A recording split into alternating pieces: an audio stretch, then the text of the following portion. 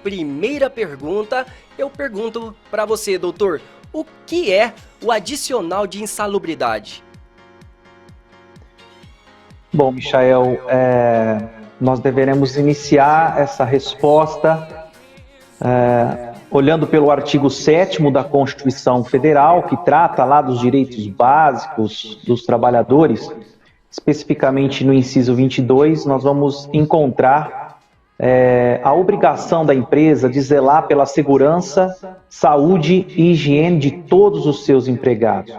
E no inciso seguinte, no inciso 23 do mesmo artigo, nós vamos encontrar o adicional de insalubridade. Portanto, a insalubridade ela pode ocorrer de qualquer atividade ou ambiente de trabalho que seja nocivo à saúde do trabalhador. O que eu quero dizer? Que esse trabalhador possa vir desenvolver uma doença ou desencadear uma doença ao longo do tempo por exposição a uma determinada atividade ou a um determinado ambiente de trabalho. O artigo 191 da CLT trata também da obrigação das empresas para que elas adotem medidas de prevenção, evitando que os seus ambientes de trabalho se tornem insalubres. Então, aquela pessoa que trabalha em ambiente insalubre tem direito a receber o adicional no seu salário mensalmente. Ô, doutor Victor, e como saber se trabalho num ambiente insalubridade? Olha, Michael, para uma atividade ser classificada como insalubre, é preciso que seja realizado um estudo prévio. Esse estudo pode ser realizado primeiramente pela própria empresa, através de um engenheiro de segurança ou o próprio médico do trabalho, a depender do ramo de atividade, e através de documentos como o Programa de Prevenção de Riscos Ambientais, que é o PPRA, ou através do Laudo Técnico de Condições Ambientais do Trabalho, que é o LTCAT. Esse estudo aprimorado, feito na empresa, é quem vai nos dizer se aquela atividade ou aquele ambiente é insalubre. Há possibilidade também, quando isso demanda de um processo trabalhista, fazer uma avaliação do ambiente de trabalho através de uma perícia técnica. O juiz nomeia um perito, ele vai até a empresa, vamos supor que uma pessoa esteja pleiteando na justiça o direito à insalubridade, e nessa perícia o perito vai ali fiscalizar, vai olhar se aquele ambiente ou aquela atividade é ou não insalubre. É válido ressaltar que, para ter direito ao adicional de insalubridade, não é preciso que o trabalhador esteja exposto à condição insalubre durante toda a jornada de trabalho, uma vez que é possível que o contato ou a exposição com o agente nocivo seja intermitente. Então não há necessidade do trabalhador ter que ficar todos os dias num determinado ambiente ou mexendo com algum produto para que ele tenha direito a receber o adicional. Mesmo de maneira intermitente, é possível que seja enquadrada a atividade dele como insalubre e ele fazer jus do recebimento do adicional. Todos os empregados, então, que realizam suas atividades ou operações em ambientes que foram atestados como insalubres por um profissional qualificado para tanto, fazem jus do adicional de insalubridade. Além disso, Michael, é preciso que os motivos da insalubridade estejam presentes nas normas regulamentadoras do Ministério do Trabalho, as chamadas NRs. Vamos dar vários exemplos aqui para que as pessoas possam ter uma breve noção de quais são as atividades passíveis de insalubridade, né? Aquelas pessoas que manuseiam produtos químicos ou que inalam produtos químicos em grande concentração. Se for feito um estudo no ambiente de trabalho e a concentração de agente químico, esse agente químico colocado lá na lista da NR como um agente nocivo, e se ele tiver numa quantidade superior de concentração no ambiente, a pessoa que está inalando isso, desde que não tenha o EPI adequado ou não use o EPI, poderá receber o adicional de insalubridade. Assim também aquelas pessoas que manuseiam, têm contato direto com produtos químicos. Vou dar um exemplo aqui, é muito comum, por exemplo, em empresas as pessoas terem contato com graxa, com óleo, né, que são derivados do hidrocarboneto. Então esse contato frequente, habitual com esses produtos, sem a luva, sem o creme de proteção, que são EPIs adequados para neutralizar essa nocividade, essas pessoas também poderão receber o adicional de insalubridade. Uma outra situação, aqueles ambientes muito ruidosos, né? A pessoa que trabalha num ambiente por 8 horas e tem lá um ruído acima de 85 decibéis, também poderão fazer jus ao adicional, desde que não usem o equipamento de proteção. Lembrando que quanto maior o tempo de exposição, menor deve ser o barulho. Trabalhadores que têm exposição ao calor excessivo também podem pleitear o direito à insalubridade, ou então aqueles que trabalham expostos ao frio. Vamos dar exemplo de trabalhadores que frequentam câmaras frias de baixa temperatura, se não usarem lá o equipamento de proteção adequado, poderão aí receber o adicional de insalubridade. Assim também aqueles que trabalham expostos à umidade. Nós temos aí, por exemplo, os lavadores de veículos, né? Aqueles que vivem molhados, se não tiverem devidamente protegidos, também poderão receber. Ou então aquele ambiente de trabalho alagado, que a pessoa fica pisando o tempo todo em poças de água, sem a devida botina de proteção. Também as radiações ionizantes, no caso daqueles trabalhadores de indústria nuclear, que não é o caso muito da região, mas nós temos, por exemplo, as instituições médicas e laboratórios que existem equipamentos que emitem radiação. Então, estas exposições também poderão gerar o direito adicional de insalubridade. Temos o ruído de impacto, não é aquele ruído permanente, mas é aquele ruído rápido e muito alto que pode gerar um dano à audição do trabalhador. Nós temos também condições hiperbáricas que não se enquadram na nossa região, mas só para as pessoas saberem. Os mergulhadores que trabalham ali debaixo da água, né? Então, também teriam direito. Poeiras minerais, extração de mineral, vibrações. Por exemplo, vibrações nós podemos ter na região quando um trabalhador está lá no caminhão e o caminhão, às vezes por ser antigo, tem uma vibração muito excessiva. Se fizer uma avaliação de vibração e estiver acima dos limites legais, poderá receber o adicional. Ou então aqueles trabalhadores que manuseiam lixadeira elétrica, né, que vibram demais na mão, também poderão ser passíveis de receber adicional. Temos as radiações não ionizantes, como, por exemplo, o nosso micro-ondas, né? O nosso micro-ondas é uma radiação não ionizante, mas em baixa quantidade. Mas, nesse caso, poderíamos citar aqui os trabalhadores que mexem com solda. Esses soldadores, muitas vezes, estão expostos a radiações não ionizantes, por isso que eles usam aquela proteção facial, né?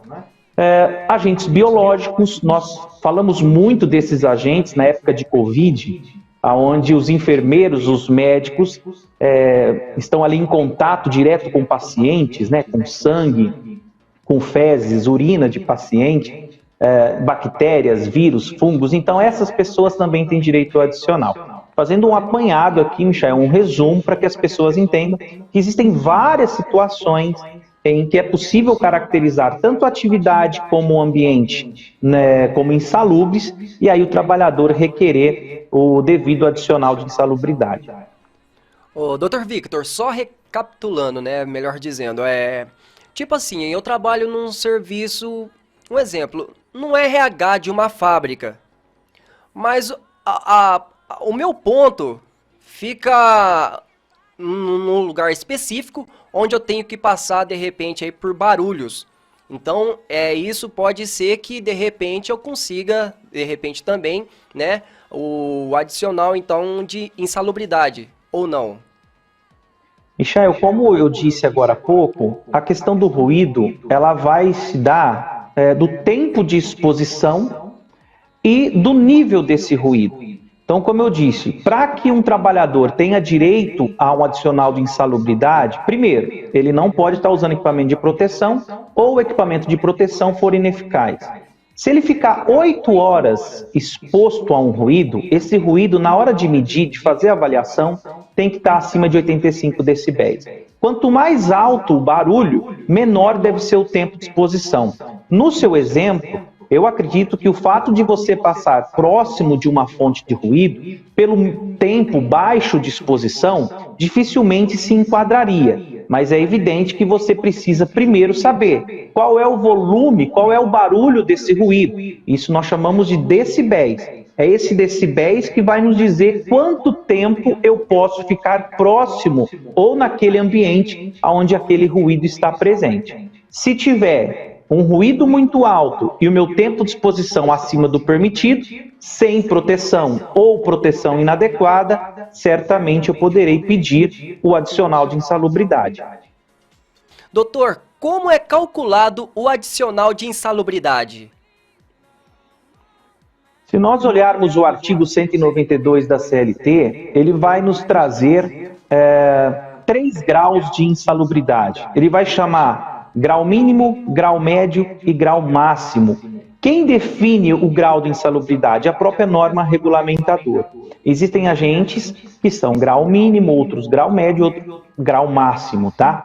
A base de cálculo para o pagamento do adicional de insalubridade não vai ser o salário base, aquele salário da carteira do trabalhador. Vai ser sempre utilizada como a base de cálculo o salário mínimo. Então, o trabalhador ele poderá receber, a depender da exposição e do grau de insalubridade ao qual ele foi enquadrado, o ambiente, a atividade, ele poderá receber 10% de acréscimo no seu salário. Esses 10% tendo como a base de cálculo o salário mínimo, ele pode receber 20% se ele estiver exposto a um agente insalubre caracterizado como grau médio, ou ele poderá receber até 40% no caso com base do salário mínimo, né? Então hoje dá um pouquinho mais de R$400 o máximo que um trabalhador poderia receber. É uma discussão no judiciário, porque se nós pegarmos o adicional de periculosidade, por exemplo, a base de cálculo é outra. A base de cálculo da periculosidade ela é utilizada em cima do salário base. E muitas pessoas recebem mais do que o mínimo, né? Mas, infelizmente, a regra para a insalubridade é diferente para a periculosidade. Vale lembrar que com a reforma trabalhista, o artigo 611-A da CLT possibilita, através de uma negociação coletiva, seja uma convenção ou um acordo coletivo entre empresa e sindicato, a possibilidade de alterar o grau de insalubridade, né? Então é válido ressaltar que quem determina o grau de insalubridade é sempre aquele que está avaliando, o agente ao qual o trabalhador está exposto, o enquadramento do ambiente da atividade num todo. Ô, doutor, como o senhor já havia falado agora há pouco aí, o senhor citou a palavra periculosidade. Qual que é a diferença de insalubridade? É a mesma coisa que periculosidade? Muitas pessoas acham, né, que se trata da mesma coisa, insalubridade e periculosidade, porque ambos acabam tratando de um adicional, né? Porém, como nós falamos agora há pouco, a insalubridade ela vai decorrer da atividade do ambiente que o trabalhador ali está exposto, ao qual durante o tempo de trabalho pode desencadear alguma doença. Aquele ambiente é nocivo. Vamos pegar como exemplo o ruído. Se você ficar exposto muito tempo a um barulho muito alto, a sua audição vai ficando prejudicada e ao longo do tempo você vai perdendo essa audição, uma vez que a audição ela é irrecuperável. Já a periculosidade, ela é uma questão de risco grave e eminente naquele exato momento. Então, a periculosidade é o seguinte: eu sou frentista de um posto. Se de repente pega fogo ali próximo à bomba, enfim, alguma questão de incêndio, o que pode acontecer com esse frentista? Ele morre de uma hora para outra, podendo haver uma explosão. No caso, por exemplo, do eletricista, que mexe lá com painéis de eletricidade de alta tensão, se ele tomar um choque, ele pode vir a morrer naquele exato momento. O próprio motoboy, que também se enquadra no adicional de periculosidade, né? Então, são atividades que naquele momento o risco é grave e eminente. A insalubridade não vai matar a pessoa de uma hora para outra, mas ela vai, com o passar do tempo, provavelmente desencadear várias doenças para o trabalhador. Lembrando também, Michael, apenas para completar, que o adicional de periculosidade é 30% mais em cima do salário base. Então, muitas vezes, o adicional de periculosidade acaba sendo mais vantajoso ao trabalhador do que o próprio adicional de insalubridade, devido à base de cálculo. Se o trabalhador ganha mais do que um salário mínimo, por exemplo, ele vai ter a base de cálculo da periculosidade em cima do seu salário base. Ele ganha 2.000, vai ser em cima dos 2.000, se for 3.000, em cima dos 3.000. Já a insalubridade fica limitada apenas ao salário mínimo. Ô, doutor, e uma dúvida. Eu posso receber os adicionais de insalubridade e periculosidade ao mesmo tempo? Olha, também é uma discussão jurídica interessante, né? A regra, segundo o Tribunal Superior do Trabalho, entende que não, mas o trabalhador é quem escolhe qual adicional ele quer receber. É preciso, então, colocar na ponta do lápis qual o valor aí é mais interessante quando o trabalhador tem direito a receber os dois adicionais. Então, por exemplo, quem tem direito a receber os dois adicionais? Vamos ver aqui o caso do frentista de posto. O frentista de posto, além dele estar numa área de risco, de possível explosão, que é periculoso, ele mexe ali com óleo, com graxa, com combustível. Se ele não usar o equipamento de proteção, ele também faria jus ao adicional de insalubridade. Então, é uma atividade que pode, sim, caracterizar nas duas condições, né? Mas é importante dizer também, Chael, que já faz um tempo, o próprio TST, a 7ª turma do TST, decidiu pelo pagamento cumulativo, tanto da insalubridade quanto da periculosidade, a um trabalhador, desde que os fatos geradores das verbas sejam distintos. Então, é uma discussão. Hoje, entende-se que não há possibilidade de cumular os dois adicionais. Então, eu tenho direito tanto à insalubridade quanto à periculosidade. Vou receber os dois? Hoje se entende que não. Você pode optar. É o trabalhador quem escolhe, não é a empresa. Bom, doutor, eu gostaria então que o senhor deixasse então as considerações finais do senhor para a gente, fazendo um favor. Eu agradeço mais uma vez o convite, estou sempre à disposição. Agradeço a todos os ouvintes. As minhas considerações finais é simples, a insalubridade é um tema presente na vida dos trabalhadores, é importante ficar atento. Infelizmente, muitas empresas não pagam o referido adicional, ou às vezes por falta de uma gestão de segurança do trabalho eficaz, não fornece o EPI, que é o equipamento de proteção individual, de maneira adequada, ou até mesmo não possui equipamento de proteção coletiva, que é um investimento interessante para a empresa evitar possíveis danos, né? Porque além do desencadear da doença que o trabalhador pode ter e dos adicionais que a empresa não pagou, isso pode gerar uma indenização no futuro se esse trabalhador sofrer alguma limitação na sua prestação de serviço. Lembrando que a insalubridade é um tema importante também tanto na área previdenciária, uma vez que o trabalhador exposto a agentes nocivos, caracterizado em insalubridade, poderá requerer aposentadoria especial. Então é um tema que demanda bastante atenção, bastante cuidado. Tanto o trabalhador quanto a empresa devem estar atentos. Michael, muito obrigado mais uma vez e desejo aí um ótimo restinho de semana a todos.